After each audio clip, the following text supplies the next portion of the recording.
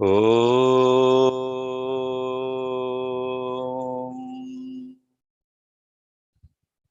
ॐ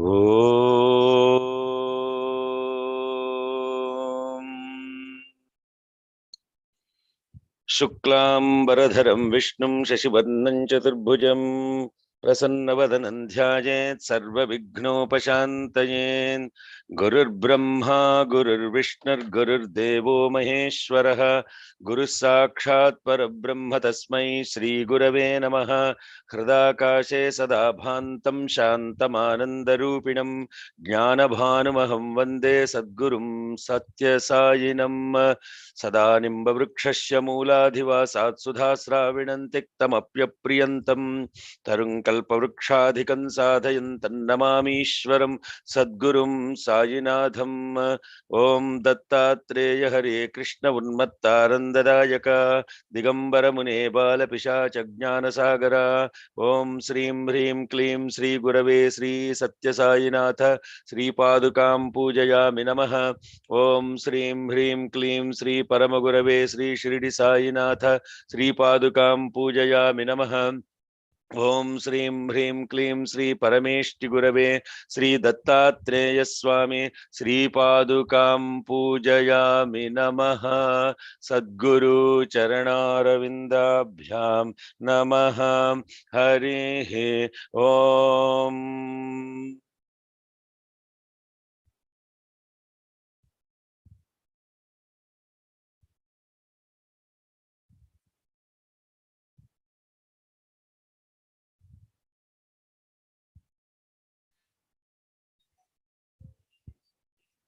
श्री साईश्वराय नमः। हरिः ओम। जातवेदसे सुनवाम सोमराति यतो निदहाति वेदः सनः पर्षदति दुर्गाणि विश्वा नावेव सिन्धुं दुरितात्यग्निः ताम् अग्निवर्णान् तपसा ज्वलन्तीं वैरोचनीं कर्मफलेषु जुष्टागाम् दुर्गां देवीगुं शरणमहं प्रपद्ये सुतरसि तरसे नमः।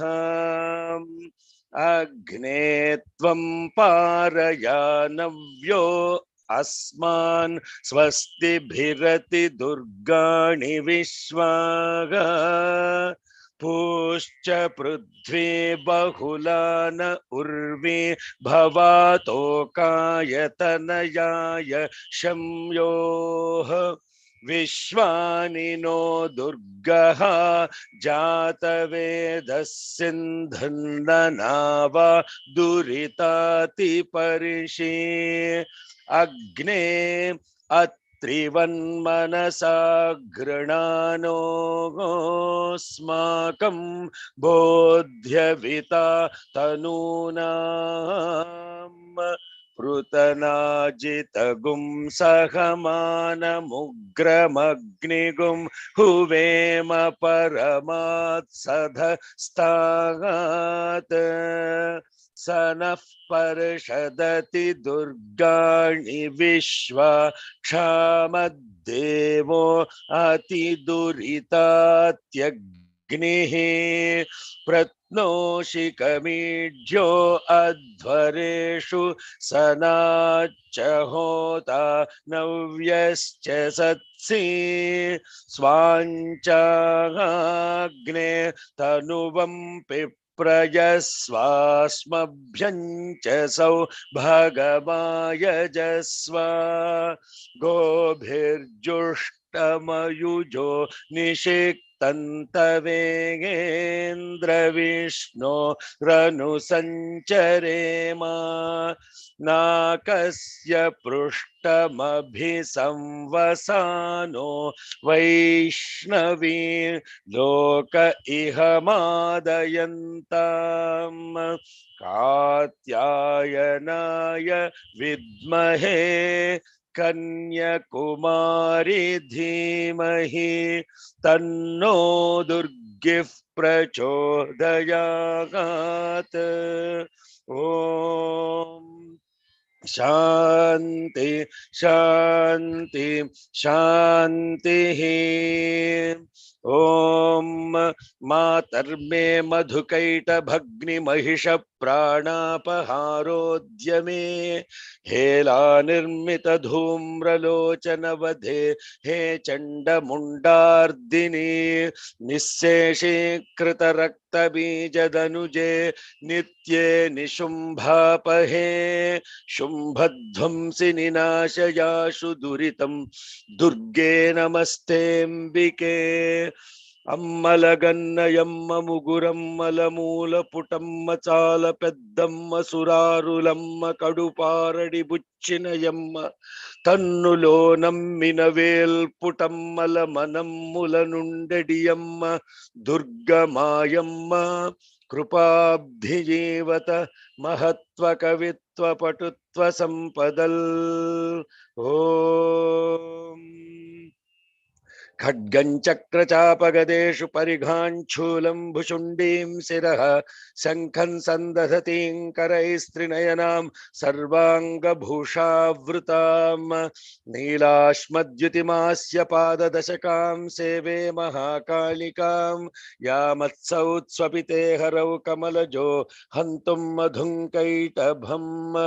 ॐ अक्षस्रक्परशृङ्गदेषु कुलिशं पद्मं धनुष्कुण्डिकां दंडं शक्तिमसिंच चर्म जलजं घंटां सुराभाजनं शूलं पाशसुदर्शने च दधतीं हस्तैः प्रवालप्रभां सेवे शैरिभमर्धिनीमिह महालक्ष्मीं सरोज स्थितां। ॐ घंटाशूलहलानि शङ्खमुसले चक्रं धनुस्सायकं हस्ताब्जैर्दधतीं घनान्तविलसच्छीतांशु तुल्यप्रभां गौरी देह समुद्भवान् त्रिजगताम् आधार भूतां महापूर्वामत्र सरस्वती मनुभजे शुम्भादि दैत्यार्दिनीम्। ॐ नमश्चण्डिकायै हरिः ॐ।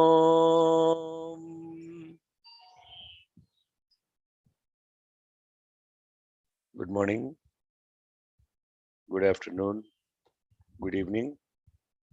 Hari Om, Shalom, Sai Ram, Namaste, Mehergan Mubarak.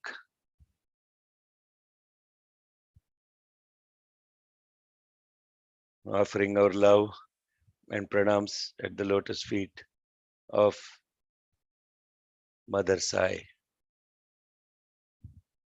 Wish you all a very auspicious Durga Ashtami.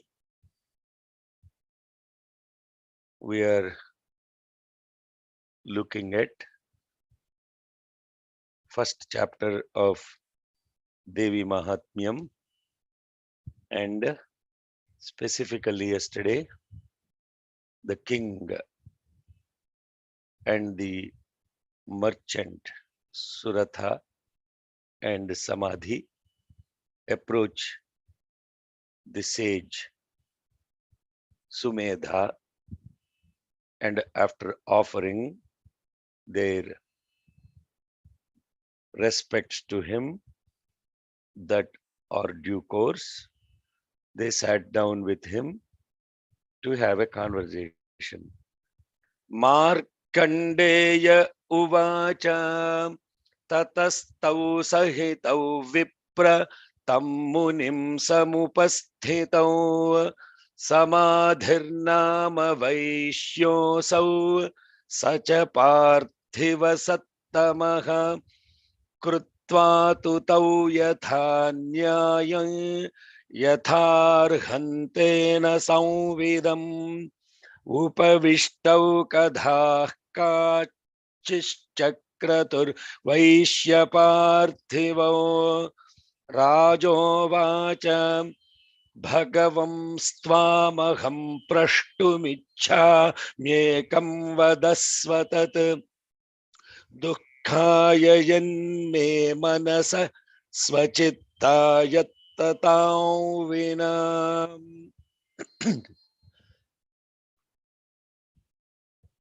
Please forgive me for my voice.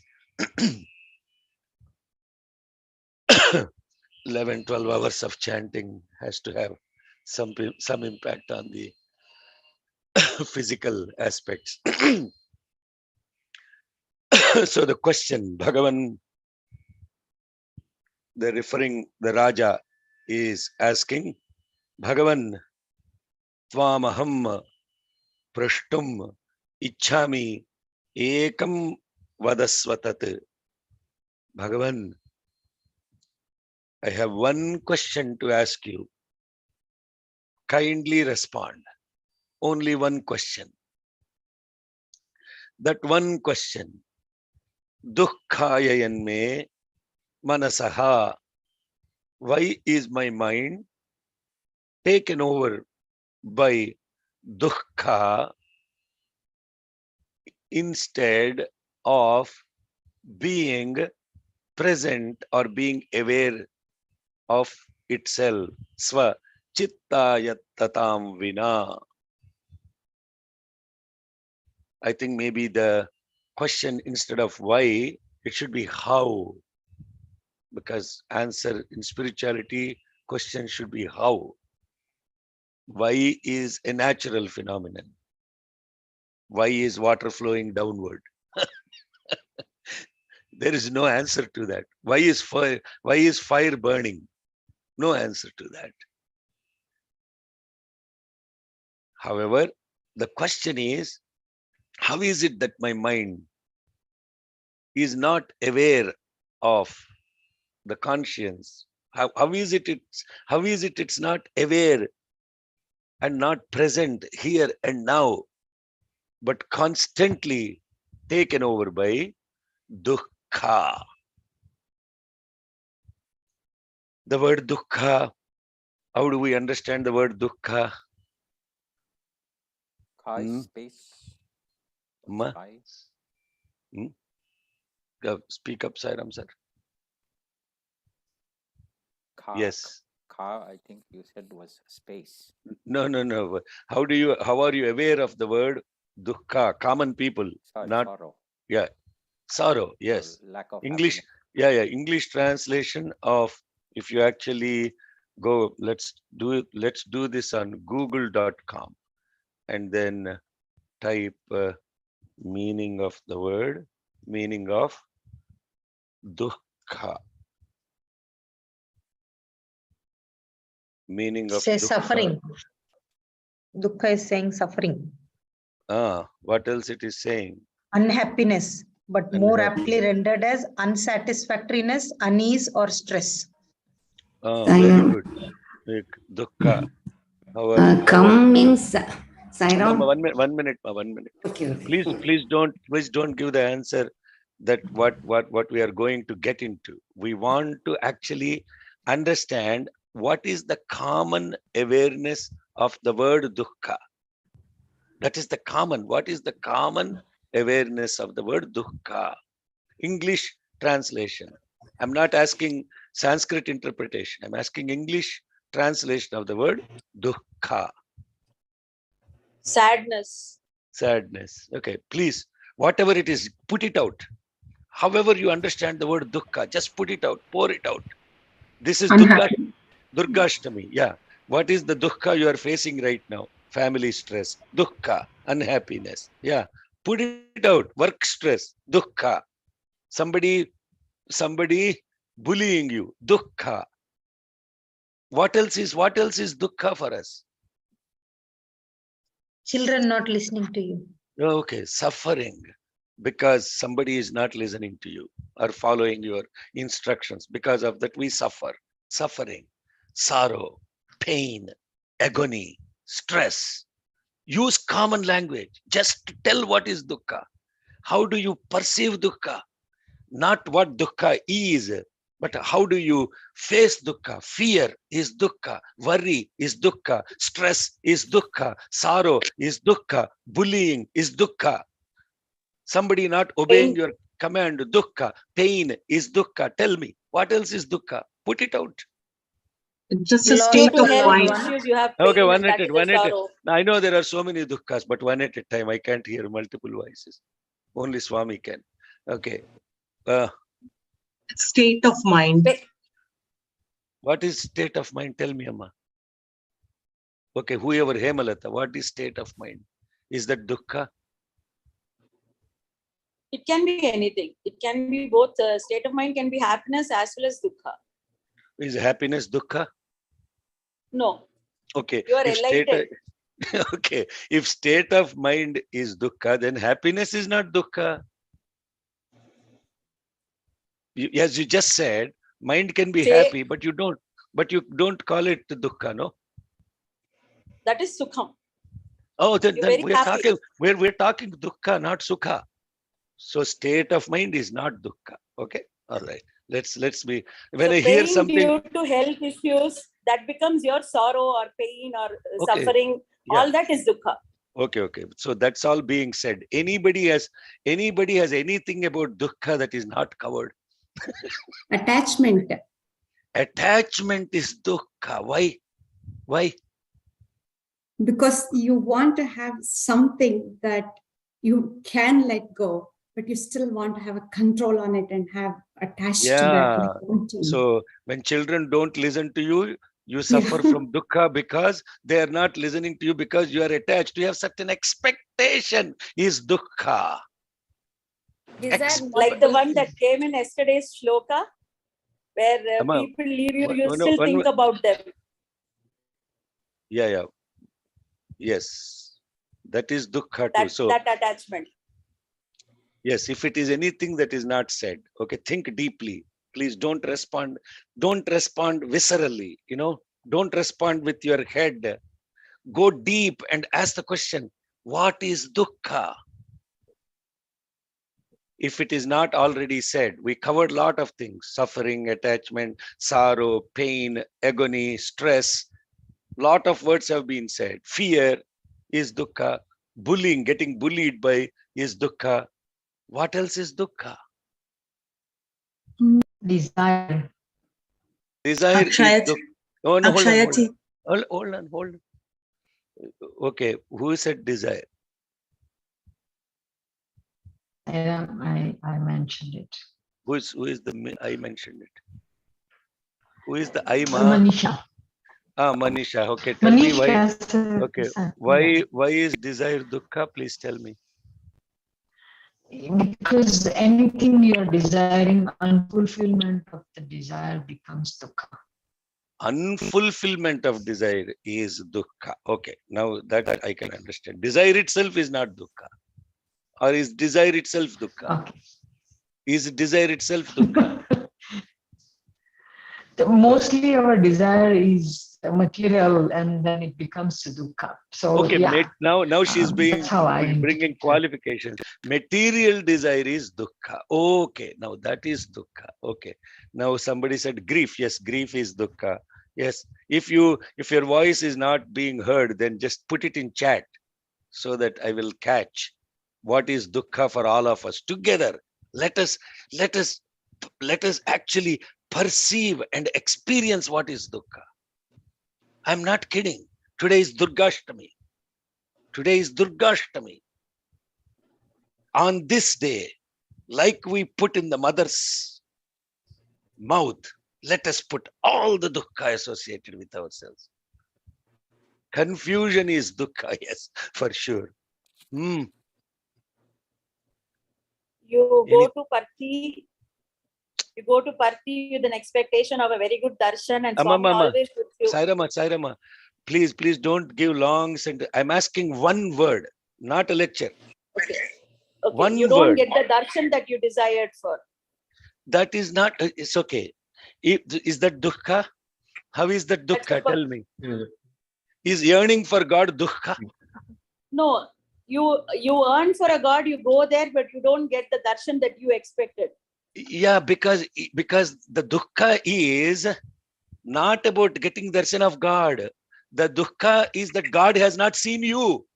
Yes. You went there to give him your darshan. That is dukkha. If you go to Puttaparthi to give Swami your darshan, then you are in dukkha. But if you went there, he definitely will appear for you, even like a red dot from far away. There is no dukkha because you had darshan. The idea is that you should have his darshan, not him looking at you. So understand the difference between the two. Okay. Yes, sir. What? Yes. What is dukkha now? In that case, in that instant, what is dukkha? Swami not looking at us, the feeling that we have. No, expectation is dukkha. Just see how clearly you have to see. You have to distill it to see it. Spirituality is not about bypasser business, not Purana Kalakshepa, not Pravachana listening. This is serious sadhana. You can sit and listen to some swamis or some guys ab infinitum, but it won't do anything good unless we actually get into the center of this. Yes, death is dukkha. Physical suffering like hunger is dukkha. Low self-esteem could be dukkha too. Low self-esteem. What does that mean? When we how do I say that? When we don't love ourselves enough, we don't have this confidence in ourselves, low self-esteem, that we think that we are not worthy or something like that. Okay. So not feeling worthy of yourself, of what you already gotten, is dukkha. Yes. Lack of contentment is dukkha. Yes, Sahiti. Jealousy is, he has a question mark. Is jealousy dukkha, Sahiti? Is a question mark? Yeah. Is jealousy dukkha? I don't know. Okay. But tell me, is jealousy? Yes. Jealous does what? How is jealousy turning into dukkha? Let's talk about beautiful. This is the purpose of this Veda study. You can learn slokas from some ashramam, some place. You can go online, log in. There are people that will teach you all the slokas. But nobody will want to talk about this because they all want to hide. Most of the time we chant mantras because if we do this, we will escape from something else. And that's called actually running away from dukkha. Don't run away from dukkha. Face it. Look at it. What is causing this stress in me? Somebody is better than me. Then you are sleepless. That is jealousy. Yeah. Comparing yourself to others and then feeling that you are not worthy of what they are is dukkha, Sahiti. That's what I'm trying to explain your word. You put a question mark. That's why I'm asking. Yes. Then you ask the question, if I compare myself with others who are better than me and I strive to be better, then is that dukkha? No, don't compare yourself with others. Compare yourself with yourself. Am I better than my yesterday me? Am I better than my last month me? Am I better than my last hour me? Then what happened? There is no dukkha because you are not comparing against yourself. Jealousy is comparing. Hey, Swati, Sai Ramdi, you're back online. I'm so happy to see you. I was worried how you are doing. Okay, good. Thank you. Sai Ram. How is Krishna? Yes, he's doing pretty well. Thank Okay. God. Sai Ram. Very nice. She was in Fort Myers in the center of all the whatever. Why, I don't know why they give names to these hurricanes so that you remember them. Did anyone remember the last hurricanes? Irma. You see. Okay. Anyway, Sai Ram. Why don't they name earthquakes? Anyway, that is dukkha.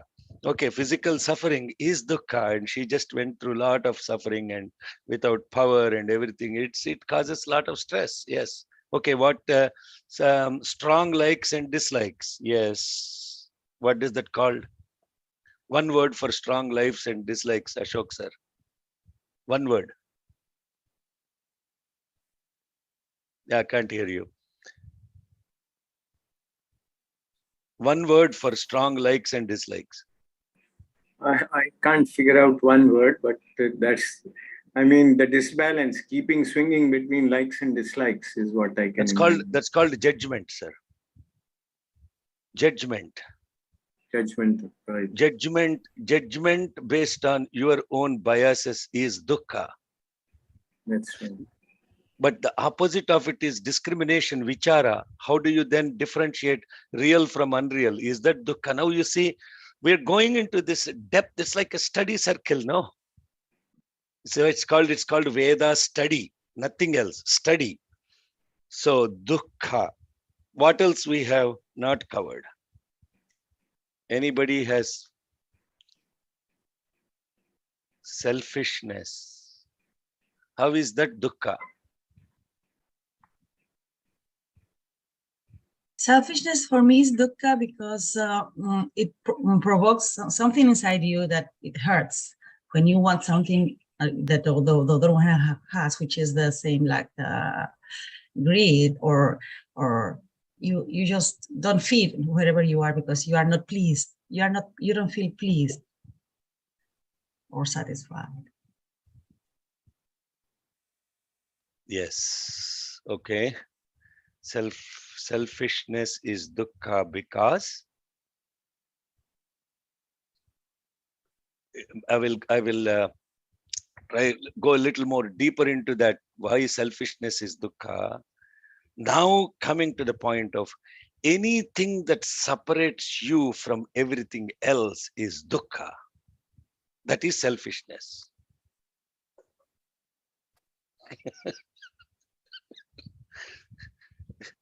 This is serious business, guys. You're all now the count has dropped from 150 to 60. That means people have given. This is because this is serious business. We are not here for some kind of sloka learning business and then chanting. That is a very, very small sliver of it, very small portion of it.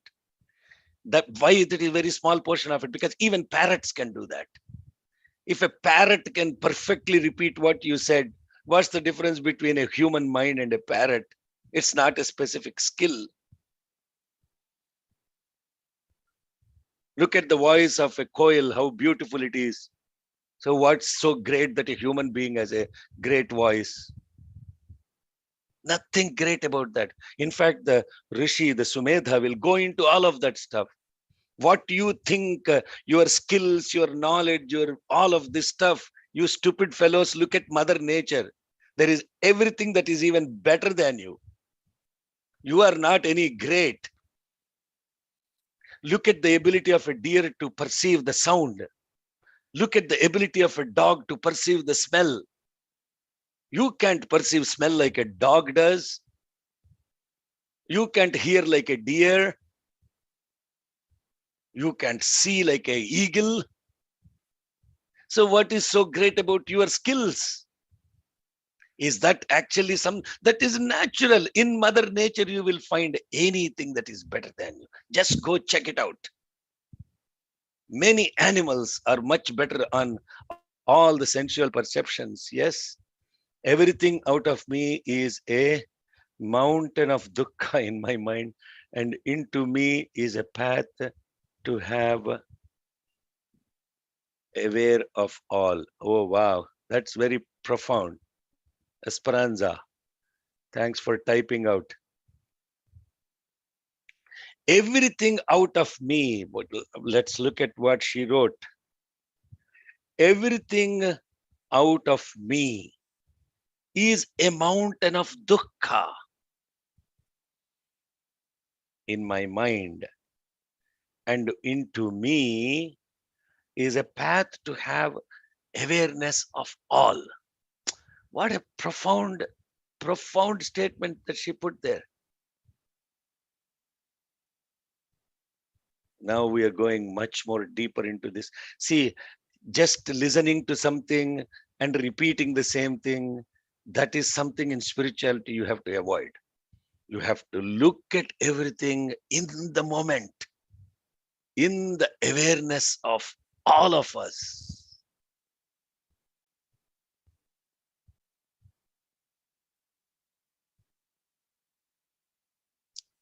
Ego is ego. How do we define ego? Ego is hurt. Okay, who is that? Carmen. Yes. Robert, speak up. Or Carmen, one of you. When we get hurt, so it's painful. And Okay, especially who gets very beautiful? Yes, yes. Who gets hurt? when I get hurt, the person, the mind. Okay, so who gets hurt? The mind. Okay, the mind. What is the mind? Is it an organ? Show me the mind. Where is the mind? My thoughts. That's your thoughts. Okay. Are the thoughts that get hurt, or is the hurt a thought?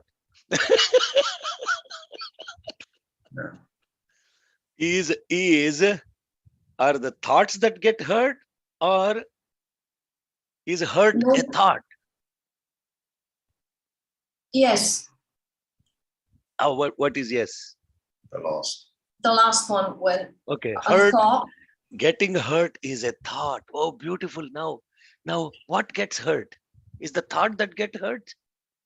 Or No. you feel your thought is hurt? Understand? Hello, Sairam. Are all of you with me? Is this helpful, or am I boring you? You all want to learn shloka and get on No, with no, life. understanding. Getting hurt is a thought. So feeling happy is a thought.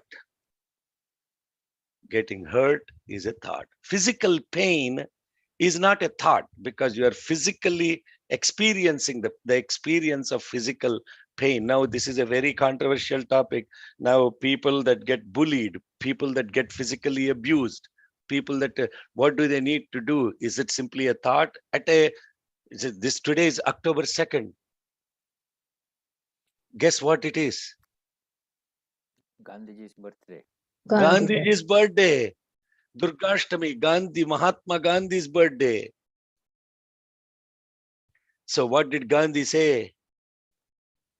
They can hurt you physically, but they cannot do anything to your ability to obey. Do not pay the tax. It's okay if they get hurt you. Do not reciprocate. Because if you reciprocate, you have received the hurt. Most profound Mahatma, not an ordinary being. Remembering him through this feeling of hurt. You don't have to oblige, but if you can behave obligingly, is what Gandhi said as non-violence is. Do not give up to fight for the right that has been given to you as a human being on this planet. No one can take away from you. Watch Gandhi's movie when you get a time. I'll tell you, it's the most profound life of an individual that is so inspiring in every single angle. Every single angle. When this Times magazine, Charles got one incident, how Gandhi, sorry, if I get into Gandhi, I will go berserk.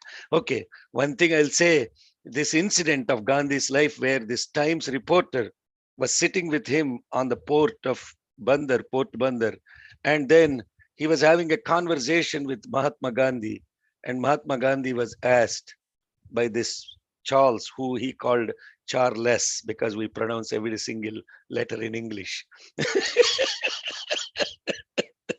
Charles. Huh?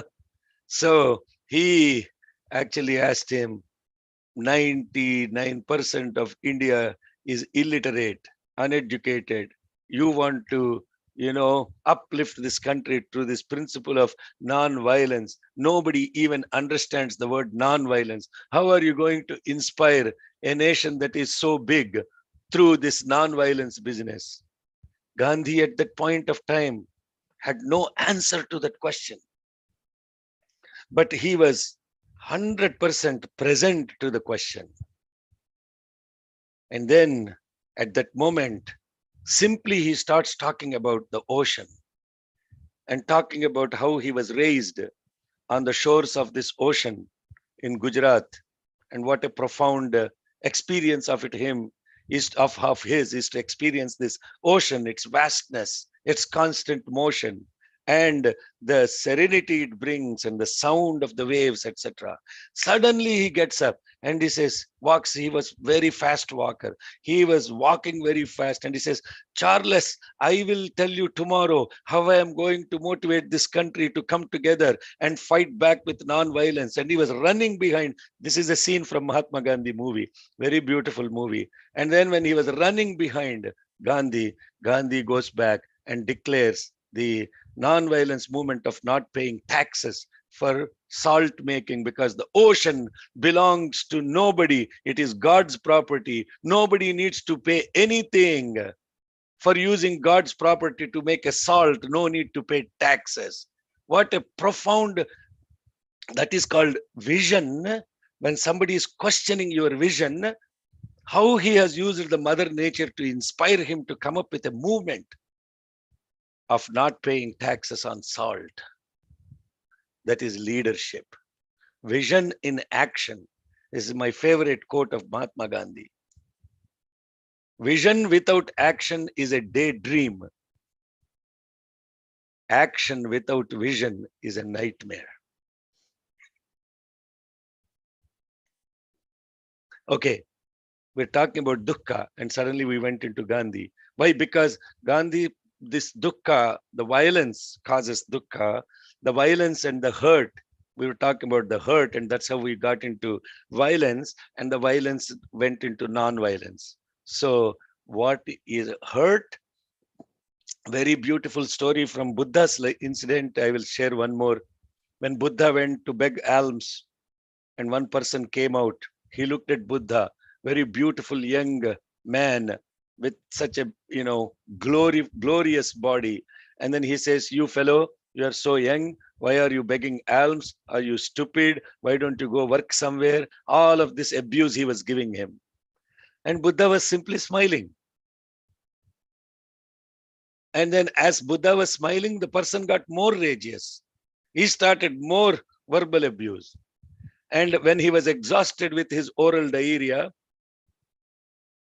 Buddha asked him a question. Sir, you brought out something to give me, no?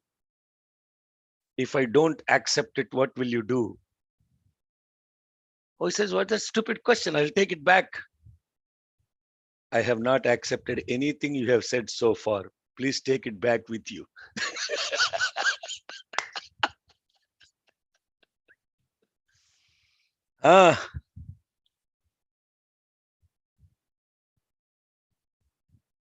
So what is dukkham now? The word dukkha is the entire focus of the religion of Buddha. Buddhism is based on one word, dukkha. And that dukkha is what he focused on. Because when he looked at the suffering of a human, nobody mentioned age as dukkha.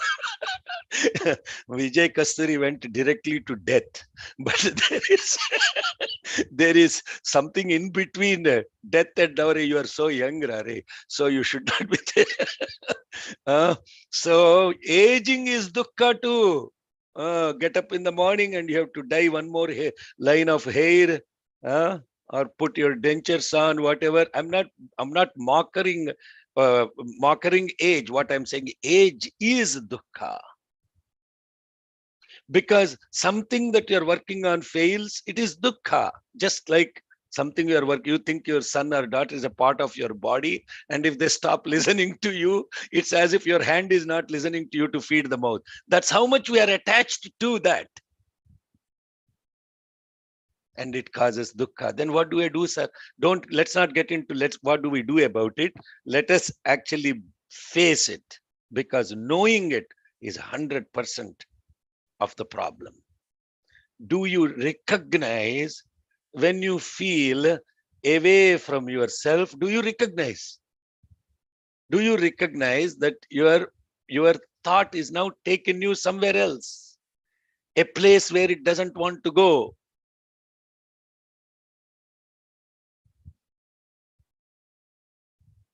Yes, all of you are good so far. No, what does it mean? Shaking your head, Sirisha. What does it mean? Yeah, I notice people, okay, just those that have opened your videos, you're lucky, because we're doing a satsang live. Those that are hiding behind black boxes, as I always say, you don't want to see me, or you may want to see me. Now I will see a few videos opening up, because you are opening the video means that you are present in the class. Otherwise, you are causing another black box called dukkha. Why do you feel you should not show your face on a class? Why do you feel so? Why? It's a compelling question. I go to a Sai center. There are at least 3 shoe stands. But invariably, I see people they will put the slippers before the stand, right in front of the stand, but not on the stand, not in its place where it should be. And now, when I see that, I know these people are in dukkha. I feel bad for them. I feel bad for them, because a person who cannot put their own stuff in its place, they are in dukkha. You understand what I'm saying? Is that making sense at all? I'm repeating it very carefully. Use choice of the words. If you cannot put something that belongs to you in its place, then you are in dukkha. Listen carefully, please. Why? No.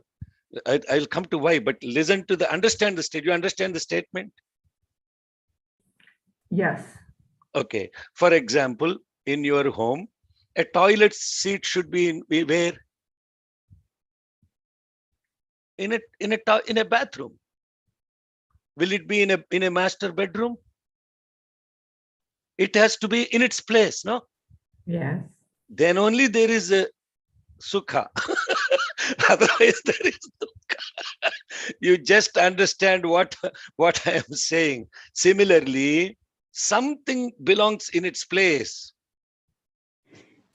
It has to be in its place. If it is not in its place, then it causes disturbance. Yes. And that disturbance is called dukkha.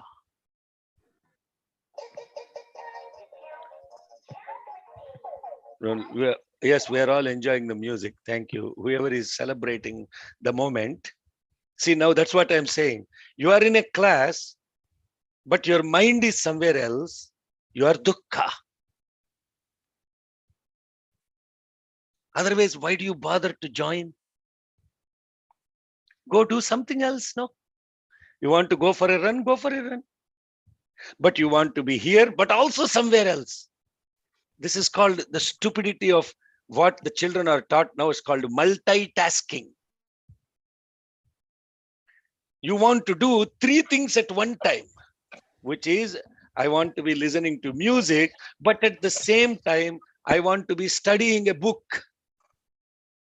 Is the mind in one place, or how many places? Fundamentally, this is called dukkha. Sir, Sudhakar, you know, see, this is called the Socratic way of teaching. You don't come to answer quickly, sir. Just, I understand most of you have listened. Yes, somebody said Sai Ram. Yes, please, man, go ahead. Sairam, so putting things not in the right place is dukkha to whom? Because I am not putting, so I Both am ways. in dukkha. Both ways. Both ways. What happens is, if it causes disturbance in you, you fix it. If you are doing it, first fix yourself.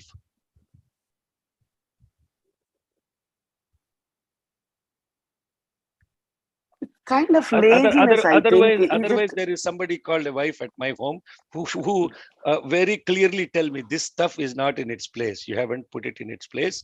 Please, after you wash the dishes and you clean them, put the towel back where it belongs, not on the counter. Yes. Otherwise, it's causing stress for her. No, then not for me.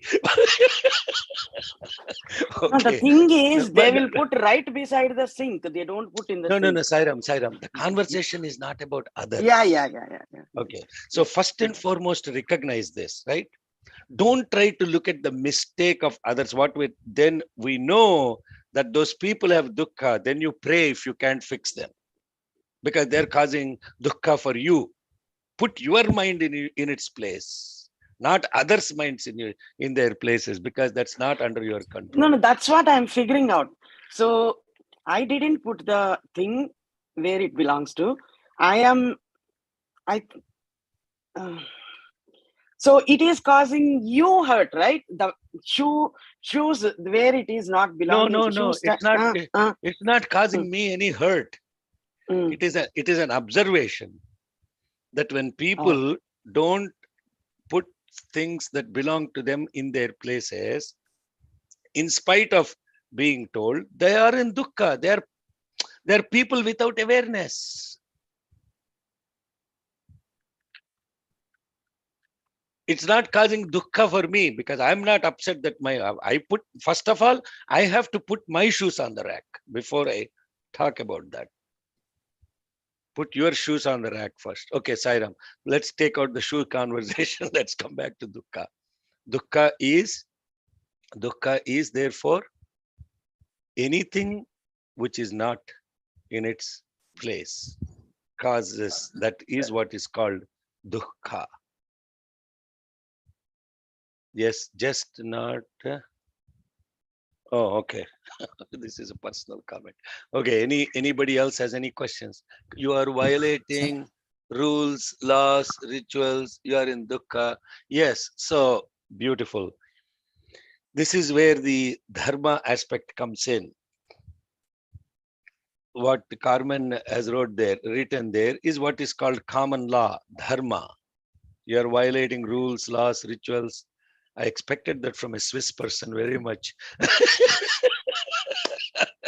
That goes, train is one few seconds late, you can actually correct the clock in Switzerland based on when the train arrives. In India also, the train arrive on time, but a day late, exactly at the same time.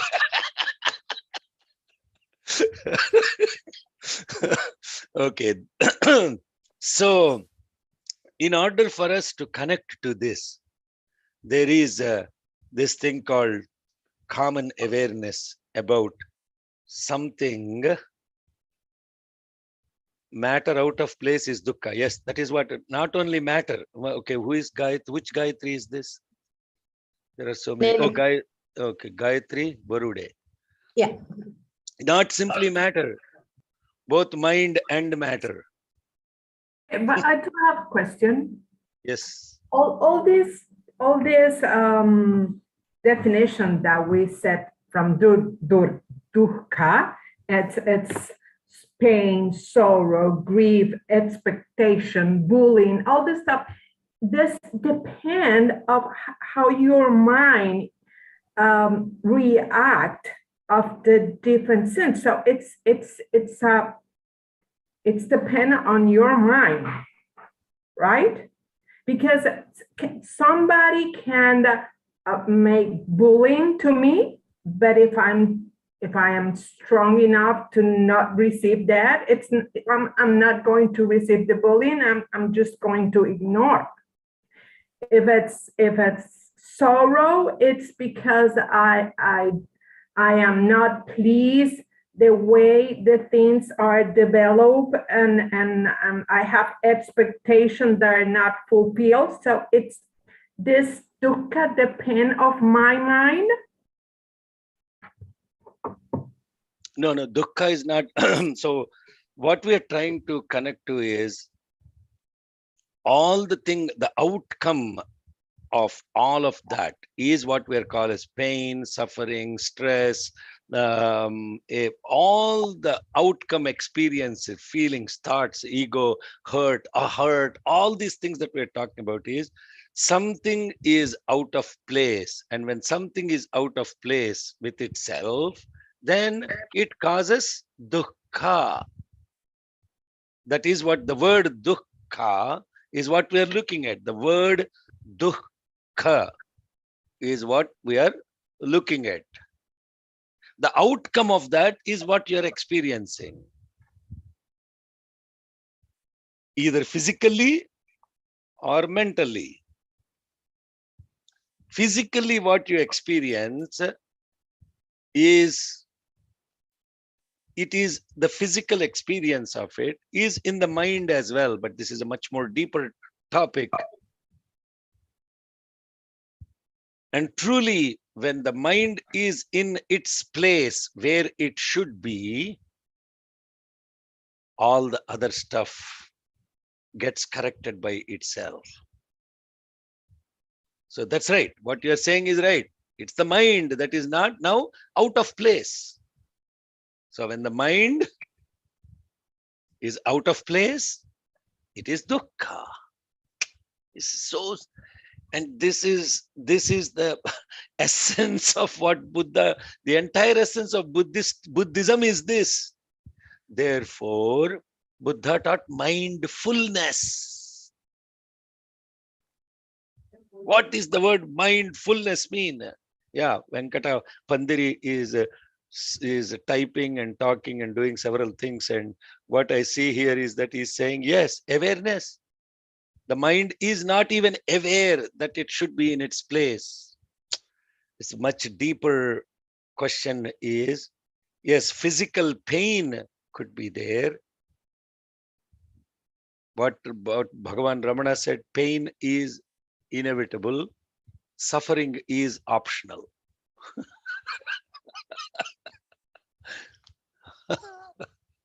Pain is inevitable, suffering is optional. Yeah, this is too profound statement. He didn't say that like me. It was actually his 100%. He demonstrated that experience. They had to do surgery on his hand, no, or his shoulder for the cancerous growth. They wanted to give anesthesia, and he said, no, tell me when you want to do the surgery. No need to give anesthesia. And after a few minutes, he said, go ahead, cut it out. And they cut the tumor out without giving any anesthesia. Then he said, how did you do that? Pain is inevitable. Suffering is optional.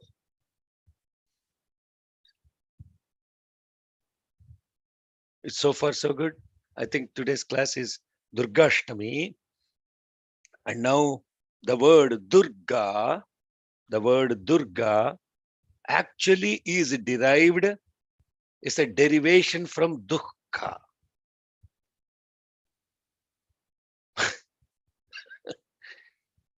Dukkaya gatum shakkate iti durgaha. That which is like a fort and stops your mind falling out of its place is called Durga. Please listen, no more typing in chat box to everyone.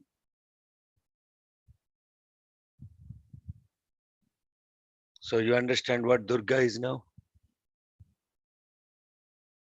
And on a Durga Ashtami day, Duḥkhaya yanme manaha svachittaya tatam vina What is this chitta? What is this chit?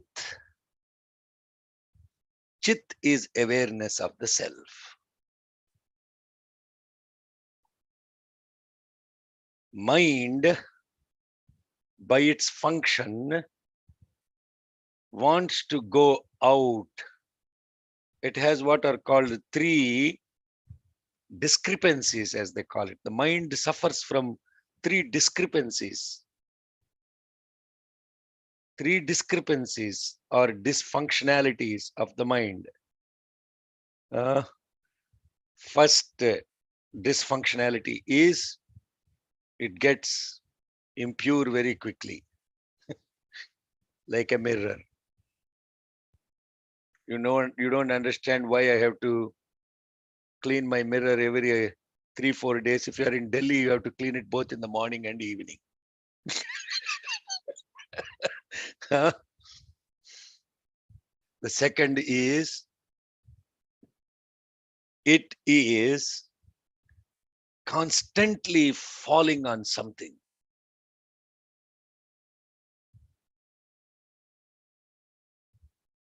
And third, if it falls on something,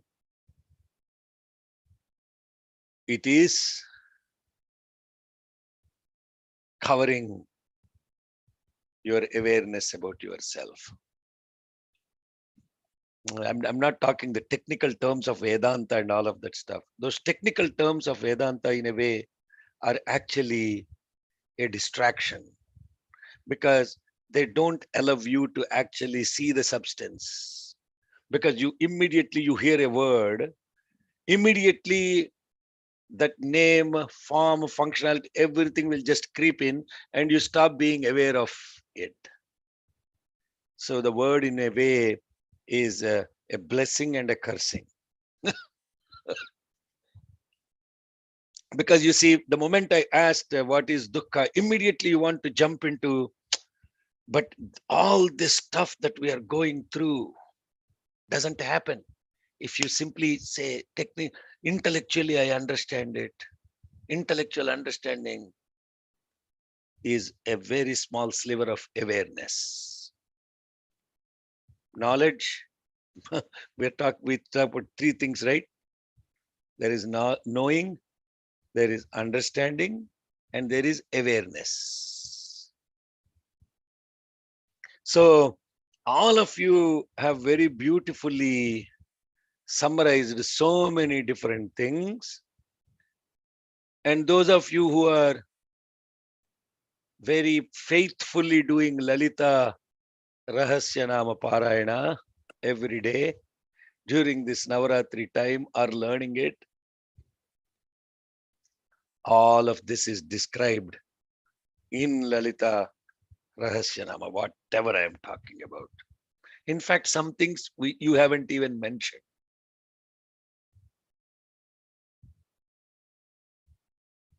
So what we are calling about likes, dislikes. Let's go through all the things that people have said. Likes, dislikes, worry, death, ego or arrogance or doership, bondage, greed, doubt, suffering, decay, anger, jealousy. Is there anything I haven't covered? From what all you said, is there anything that's most burning not covered? Attachment. Attachment, yes. Attachment. Yeah, I covered it. Bondage, attachment. Aging. Aging, I already covered. Decay. Failures. Failures. You don't like them, right? Likes and dislikes.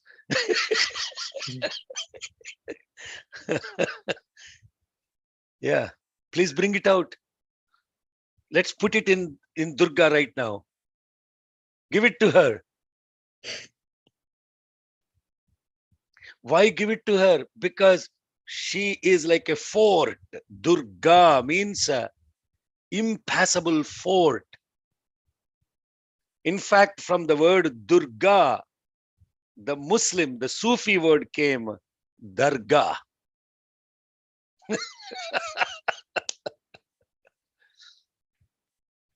Where are the Sufis singing? Dargah.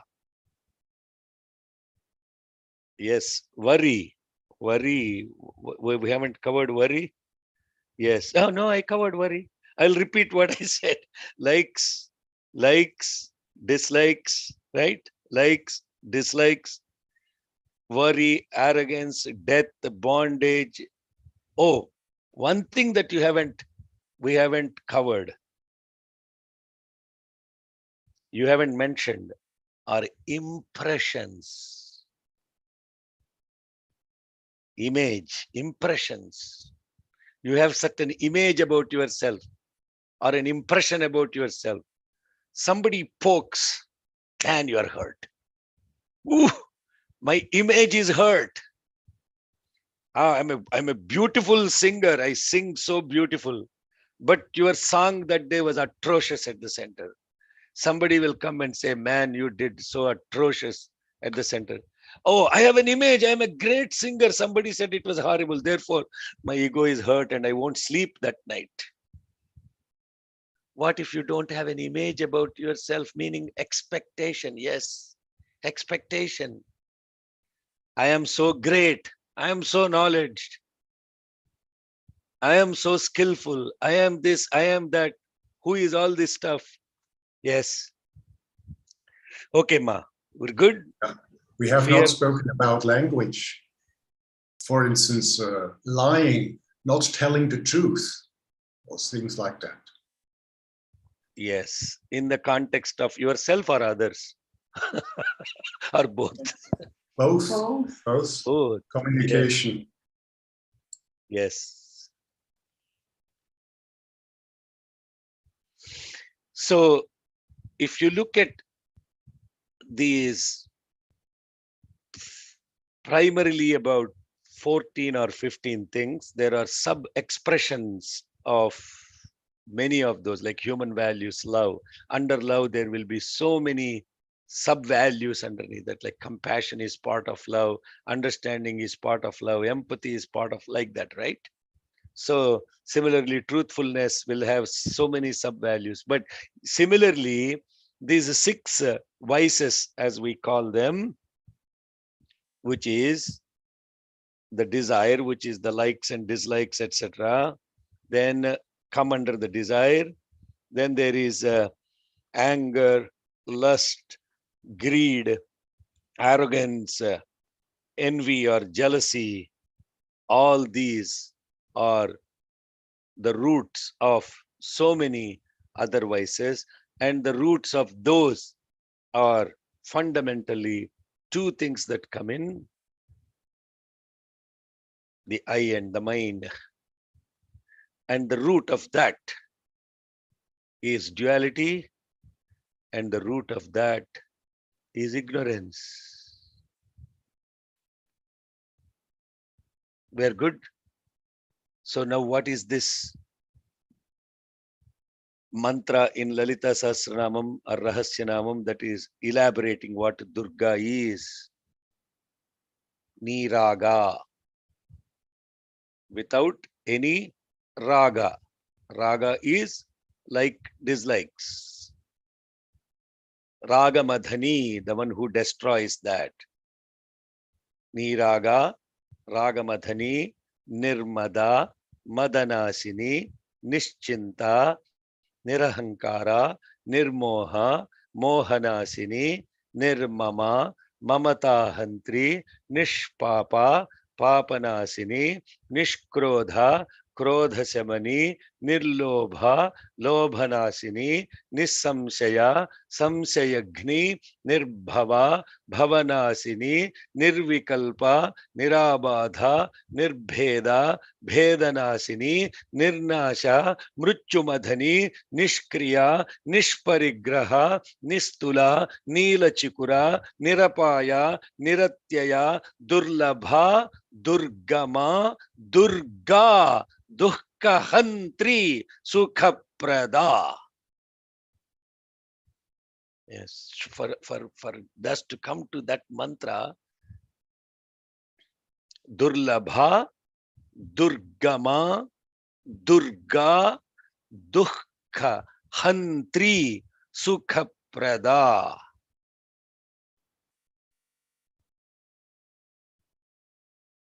Duḥkhaya yanme manasa svachittaya tatam vina. What is causing my mind, or how is my mind not be in its awareness, but instead getting trapped by all this other stuff.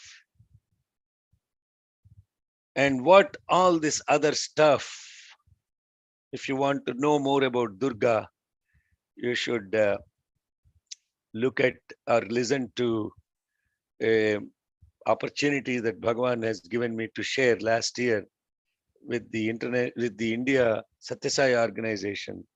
There is a talk on Durga Suktam, where I actually explained most of this stuff, but I didn't want to simply, are you seeing my screen now? Yes? Yeah. Okay. So now we look at this Durga in this context. I call these Sai insights. These are insight. Kam, Kha means space. This space is yourself. The mind is your own awareness. It should be, the mind should be in the awareness of your self. Now, what is the self is a question. We won't get into that. Self here really meaning not what you are identifying as your body, mind, whatever stuff. Self here really means total awareness. When you are present, are you aware of yourself and your surroundings? Let's just even put it as simple as that. In the moment, in the space, and that space is yourself. And in that self, things will start coming into this space that do not belong to that space. What are those things? Kam means space. Duh means not associated with that space. And now if you look at Duḥkham, means presence of those that do not belong to that space. Huh? What are those that do not belong to that space? Likes, dislikes, arrogance, worry, ego, bondage. Niraga, Raga Madani, Nirmada, Madanasini, Nischinta, Nirahankara, Nirmoha, Mohanasini, Nirmama, Mamata Hantri, Nishpapa, Papanasini, Nishkrodha, Krodhasamani, Nirlobha, Lobhanasini, Nisamsaya, Samsayagni, Nirbhava, Bhavanasini, Nirvikalpa, Nirabadha, Nirbheda, Bhedanasini, Nirnasha, Mruchumadhani, Nishkriya, Nishparigraha, Nistula, Nila Chikura, Nirapaya, Nirachaya, Durlabha, Durgama, Durga, Dukkahantri, Sukhaprada. She will throw all these things out of that space, which not only don't belong to that space, but she will not allow anything to enter into that space. And that's why she is called Durga.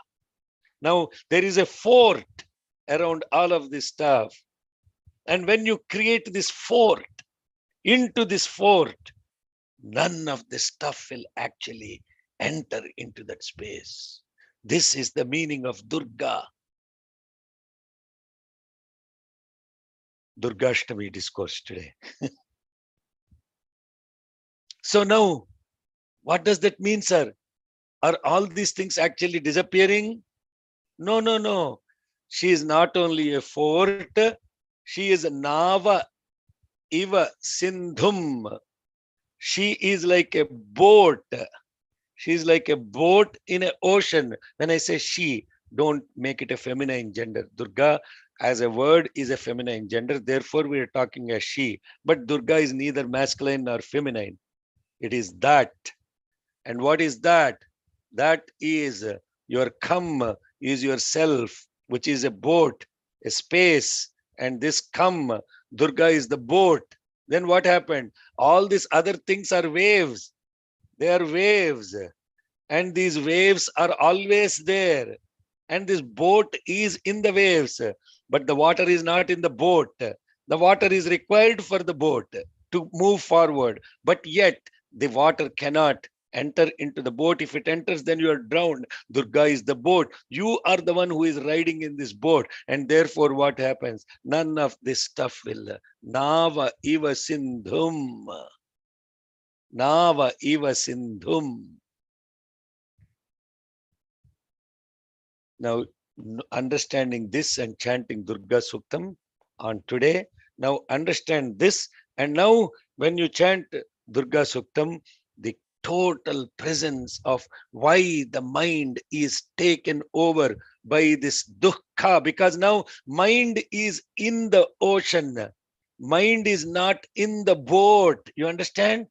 The mind should be in the boat, not out of the boat. But yet, what is the king asking the question? Suratha is asking, instead of swachittaya tatam vina, dukkhaya yanme. This is all, this ocean is dukkha.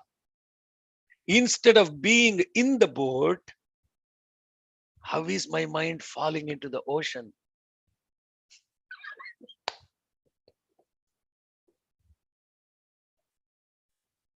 Yes. Are we connected to the question of the king now? Dukkhaya yanme manasa. Dukkhaya yanme manaha. Swachittaya tatam vina. This, I know we are way over our time. Sorry, 15 minutes. No, this is not acceptable. Okay. Let's pause here. Hey, Tambi, Bala. How many times you chanted Durga Suktam? Yes, uncle. Have we ever understood Durga Suktam chanting with this presence? Never. Two things are invoked in Durga Suktam. One is a boat, the other is the fire. Durga Suktam is really not talking about anything called a mother, except in one shloka. The second one, which is the second, what is the second Yajus in Durga Suktam? Tam Agnivarnam Tapasajjalanti. Tam Agnivarnan Tapasajjalanti Vairochanim Karmaphaleshu Jushtam Durgam Devim Saranamaham Prapadye Sutarasi Tarase Namaha. Sutarasi Tarase Namaha. Please make me cross across this ocean seamlessly. That's a boat. And then burn everything. What is she burning? Duritat Agni. What is Durita Agni? Okay, you want to just finish on that thought? Two things. Durita and what is called as Durgani. Durgani, Duritani.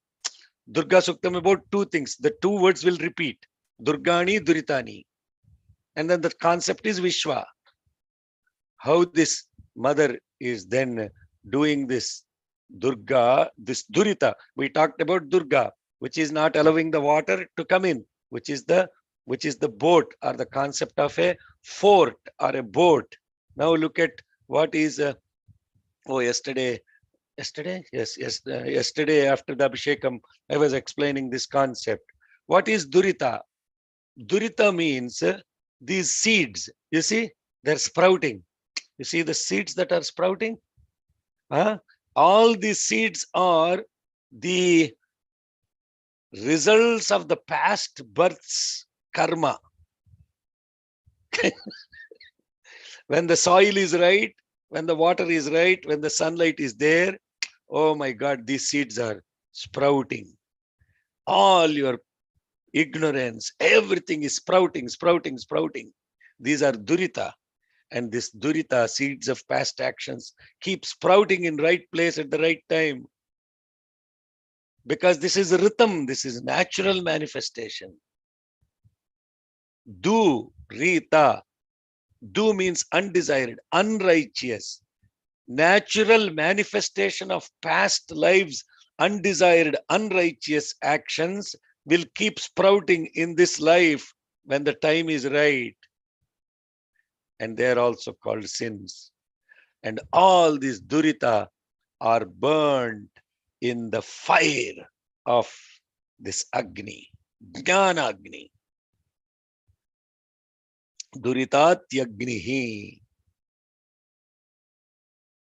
Tam Agnivarnan tapasa jvalantim vairochanim karma phaleshu jushtam Durgam Devim Sharanam Aham Prapadye Sutarasi Tarase Namaha.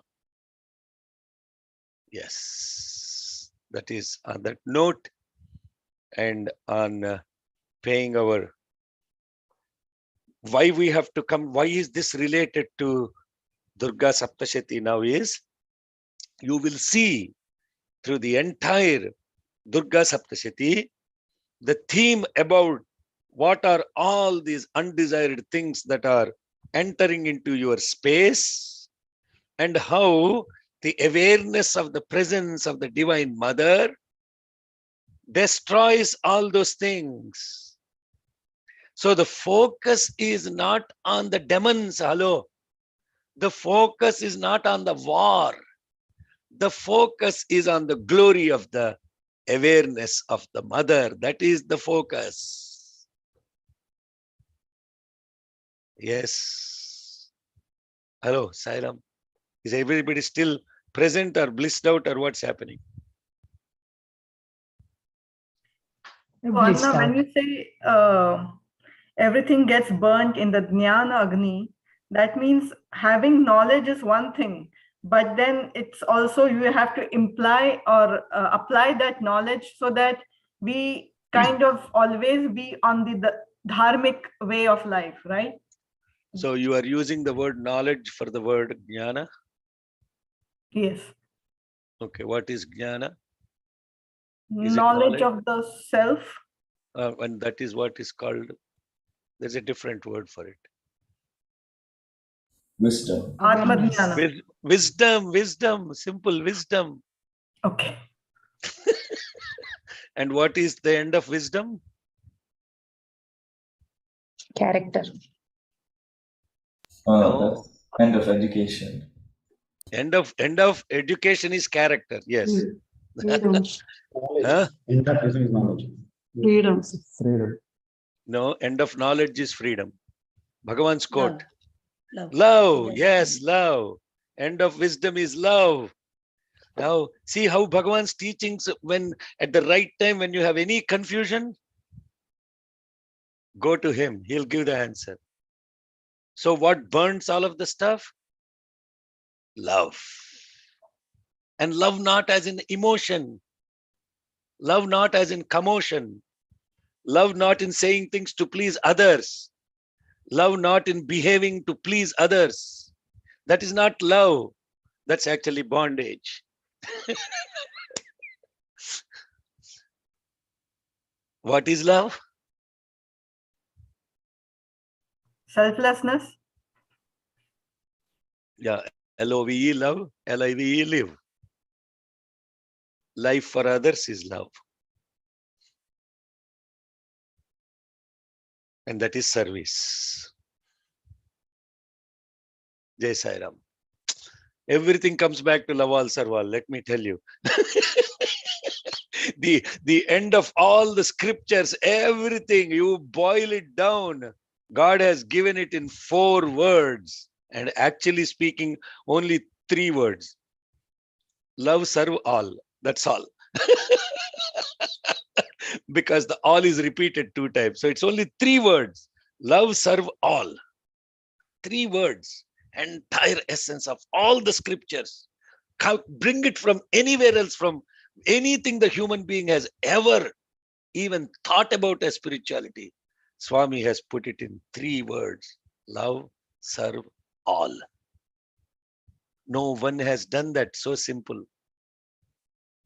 They have elaborated what love is, what serve is, all. But when I say use one word, that's the reason why you have to put a test. If even in study circle, if somebody asks you to, what's your opinion about this, put it in a sentence. See how hard it becomes. See how hard. Yes. Any other? I don't think there is any other questions here. Any other questions?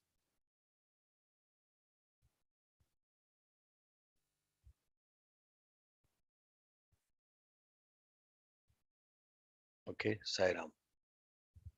Oh, 2 questions that were asked before the class. If you have bandwidth to listen to it. One question that Cecilia was asking in the beginning. Swarochishendare purvam chaitravamsa samudbhava saradho nam raja bhut samaste kshitimandale. In what time period is Markandeya actually elaborating this story to Kraustuki Bhaguri? And in the context of that, how do we understand what is Manvantara? Because he's talking about the story of what happened in the past, which is related to Swarochisha Manvantara. In which Manvantara is Markandeya talking about this story? We don't know, but let's assume it is Vaivasvata Manvantara. And then he's talking about the time when this is going to happen in the future from Vaivasvata Manvantara, which is Savarni Manvantara. So now you see, there is this covering of what is happening. We don't know when Markandeya, let's say Markandeya is talking about it right now. Here, Markandeya is talking to so many Bhaguris. It is happening now. But he's talking about the story that happened in Swarochisha Manvantara. Oh my God, 5 Manvantaras before. About a story that's going to happen in the future, which is Swarochisha, which is the Savarni Manvantara. So what is this time period we're talking about? It's crazy, no? What is the word Manvantara actually mean? Very profound question. That's why I really applaud Cecilia paying attention to these words and trying to reflect on what all this means. You know, these guys are incredible. They join study circles, everything. I don't think they do anything else for life. For these people from Dominican Republic, they've gone berserk. So, and this beautiful Esperanza's thing, everything out of me is a mountain of dukkha in my mind, and into me is a path to have awareness of all. Now, when I read that and when we talked about it, it's so profound. That means really the mind is really getting into this incredible nectar of spirituality. So Manuhu Antara Manvantara. Manu is the title given to an individual, and that is the Puranic aspect of it. And the Puranas describe story that happened, in time frame. Actually, it is thousands of years ago, or even hundreds of thousands of years ago. And all of this time span in the context of intellectually trying to understand is mind-boggling. But all this story is happening in where? Where is the story happening? Inside me. Inside where? In your body? Inside us, inside, in our mind. Yeah. So the word is Manu, is the mind. Antara means inside the mind. And when you put that, time is nothing but the mind. Space is nothing but the mind. Objectivity, identification, name, form, functionality, this is the mind. name, form, functionality. This is the mind. Is mind a bad thing? No. Is mind a good thing? Yes. Is mind bad when? When it is not in its place.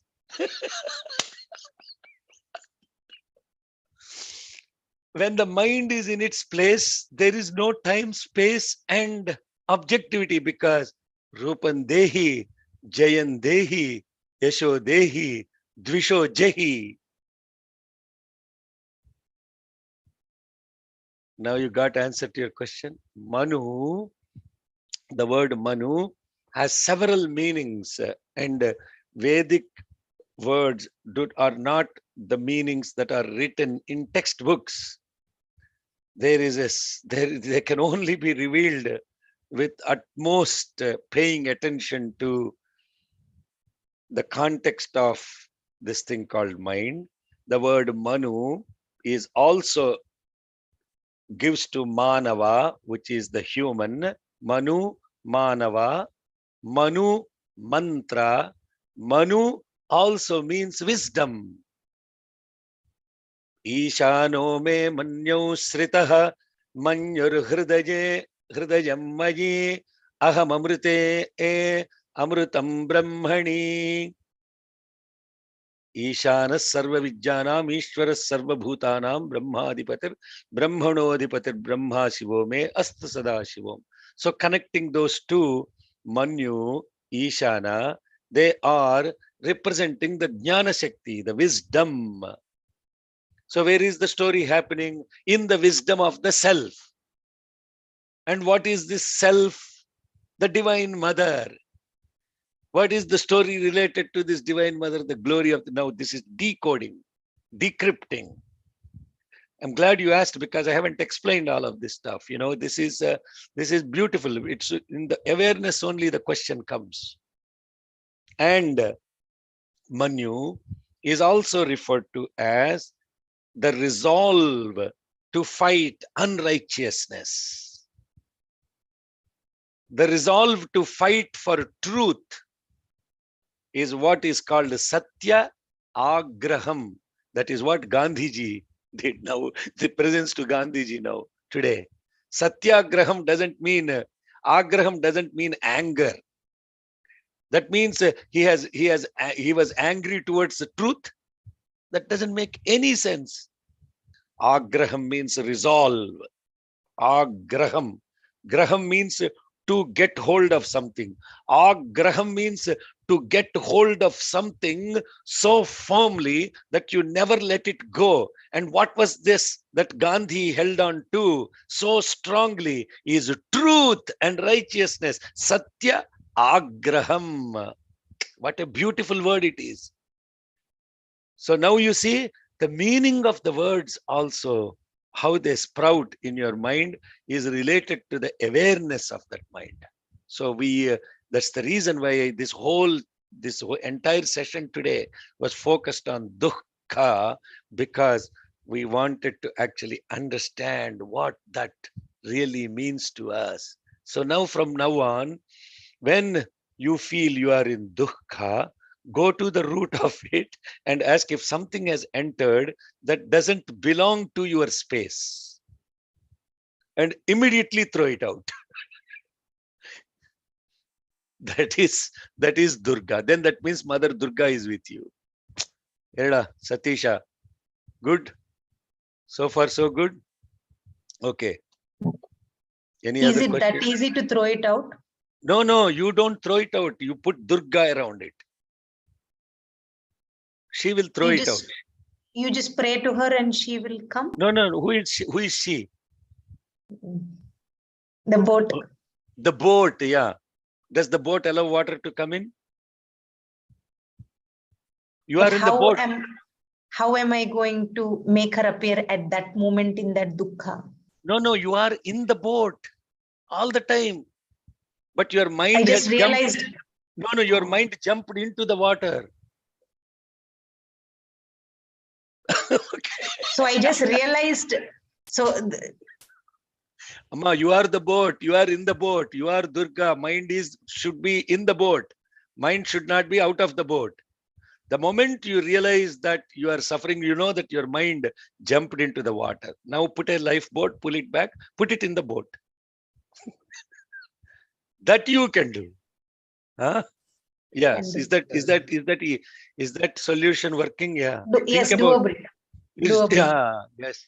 Now you know, whatever happens, somebody is not listening to me. Okay, what happened then? Just take an example of that. Somebody not listening to me. So what has pulled you out of the boat? What in the water pulled you out of the boat? Likes and dislike. Expectation, bondage, likes and dislikes, feelings, getting hurt, all those things, no? That means the water is now entered the mind. Rescue the mind, put it back in the boat. You don't belong in the water, you belong in the boat. Yes, come back to the boat. Yes. Okay, chant the shloka of Aigiri Nandini you are referring to. Vijita sahasra karaika nute sukruta surataraka samgarataraka sunu sute suratha samadhi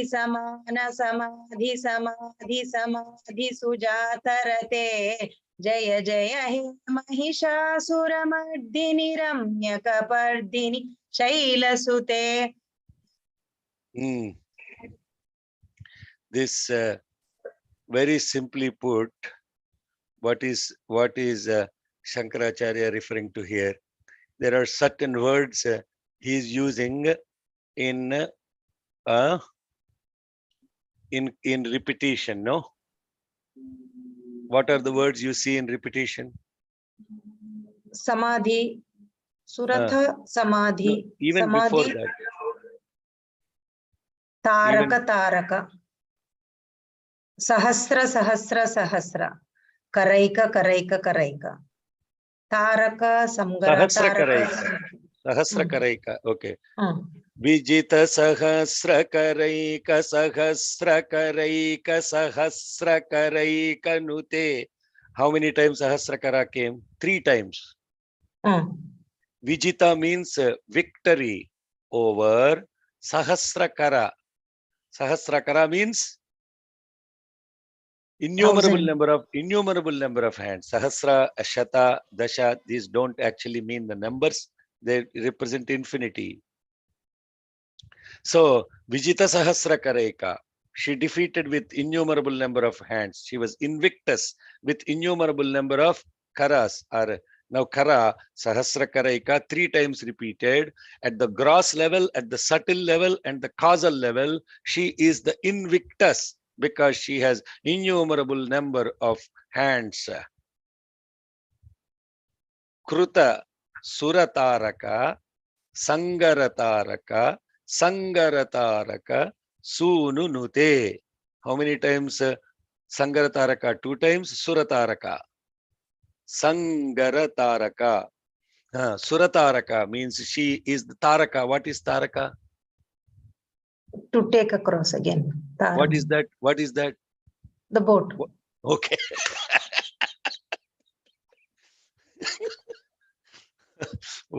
Now the boat has come into picture again. Surataraka. Not just the context of suras, asuras mean those that are indulged in righteous actions, those that are indulged in demonic actions, evil and good. She doesn't actually discriminate between the two. But people ask this stupid question: how can the mother? Sorry, when I say stupid, what I mean is ignorant. So stupid is not the right word. The ignorant question is: how can a mother be killing all these demons? They are also her children. No. How can she be so violent against all these demons, killing them so brutally? Shouldn't a mother be actually correcting them so normally? And this is explained very beautifully in the 4th chapter when they praise her about her actions. She doesn't even have to use a weapon to destroy these. because her weapons have touched them, instead of experiencing millions of lives of papa, for the papa that they have done or for the sins that they have committed, they got instantly liberated because her weapon touched them. So by doing that, she actually did them an innumerable favor as a mother. Just like a mother who spanks you when you don't behave, she doesn't spank because she wants to kill you, even though she may say, I will kill you. She doesn't really mean it. But just by looking at that face, they should have been killed already. But because she was so graceful, she even touched them with her weapons and her hands. And if you actually look at the fighting of yesterday, we were doing the Shumbhas and Nishumbhas death, Parayana, how Shumbha was killed. She actually goes into a wrestling match with him, goes up into the air. Because who Shumbha is, she touched Shumbha. So you have to know Suratha, Samadhi, Samana, Samadhi, Samadhi, Samadhi, Sujatarate. What a beautiful Suratha Samadhi, Samana Samadhi, Samadhi Samadhi, Sujatarate. So Suratha Samadhi. What does that mean? The body which is in Samadhi means complete tranquility. Samana Samadhi, that mind and intellect which is now completely equipoised, then gets into Samadhi Samadhi. Sujatarate. Sujata means, what does Sujata mean, Sujata? I don't know. You explain it.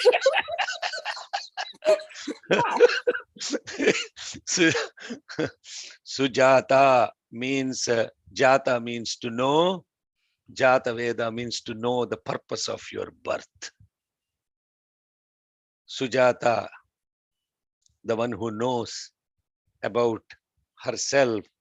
Sujata Rate means the one who is now in love with the awareness of the self, which results from three things, which is Surata Samadhi, concentration, Samana Samadhi, contemplation, Samadhi Samadhi, meditation. And through this, you will actually be indulged in the love of the self.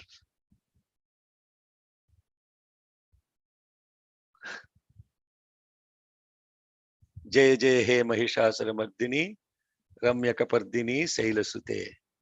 Ramya Kapardini. Beautiful. Thank you so much.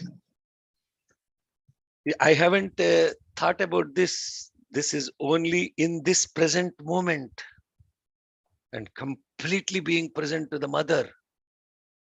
Because this is not this ego talking. It's not this mind interpreting or the intelligence you're trying to get revelate. It is presence of the love of the mother. And then she will actually show you in this meaning that I've given. I haven't talked about anything called Durga. Every single word that is said applies to every human being. Did I talk about killing samadhi or, killing this thing, Vijita Sahasrakaraika, Sahasrakaraika, Sahasrakaraika Nute? There is what is called Punaravritti Dosham. Means repetition of the same word cannot happen with the same meaning. And therefore in Lalita Rahasyanama, there is no repetition of any name. Unlike in Vishnu Sahasranama, other Sahasranamas, there is repetition of the names. But in this particular constant, you have to look at each word. It doesn't mean the same thing as the previous word. And this is the genius of Shankaracharya. Kruta Surataraka, Sangarataraka, Sangarataraka, Sununute. Very beautiful stotram. So thanks to Adi Shankaracharya, who out of his immense compassion and love for the whole universe, the end of wisdom is love. And he's an example of that. If he has simply said, I am realized soul, I don't need to do anything, I am done with everything, I am realized soul, he would not have put all his wisdom into these words for posterity and allowing those people to raise in their awareness. And that is what a rishi does. That is what a Jagat Guru does. He is the only Jagat Guru. Bhagavan is Sadguru. There is a subtlety between the two. Satguru means the one who is always pointing you inward towards your own existence, awareness, and bliss. That is Sadguru. Jagat Guru means who is teaching you how to be in the world in the context of not losing presence to yourself. That is Jagat Guru. The one who makes sure that you are not. You understand the difference? One is, that's the reason why he gave all these stotras. So that we all can not only just the stotras, the interpretation or the commentaries that he has given on Bhagavad Gita, on sutras, on all these sutras, and Upanishads, Dasha Upanishads, 10 Upanishads. It's simply astounding amount of work that is not enough for the entire human intelligentsia put together to even comprehend. Just one shlokam we have, he has embedded so much of substance in it, right? Jai Sai Ram. Thank you. Om yadaksharapadabrashtam matrahinantu yad bhavet tatsarvan kshamyatam deva narayana namostute.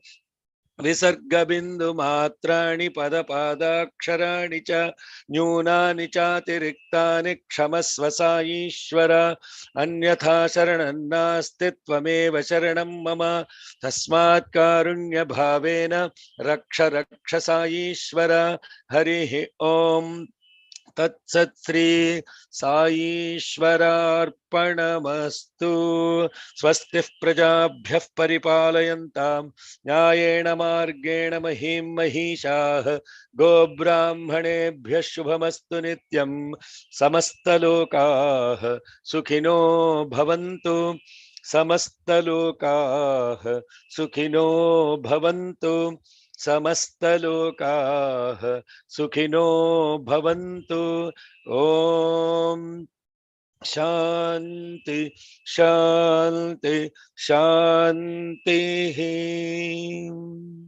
जय बोलो भगवान श्री सत्य साई बाबा जी की।